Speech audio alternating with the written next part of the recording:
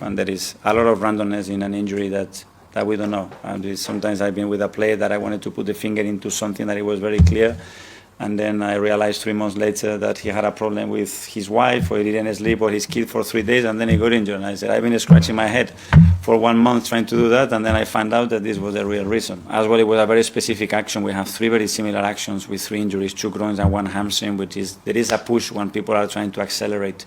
So to replicate that in training, especially when you play every 3 days, is very, very difficult. But there is a program to try to reproduce things like that, even if they are not at the highest level, like in football matches. For example, Gabi Magalhães gets injured, and a lot of people will say, okay, he comes from Brazil and does that. But Gabi had to change 50 meters backwards against Adama Traore. Gabi Magalhães, for example, when he got injured in his hamstring, he had to track 50 meters backwards, and the one he was chasing was Adama Traore. If instead of Adama Traore, that was Emil, with all respect, probably he doesn't pull his hamstring, because the last time he went to 33, 34 kilometers an hour was 6 weeks ago. So he didn't have any exposure there. Can I train that there? I think I can't.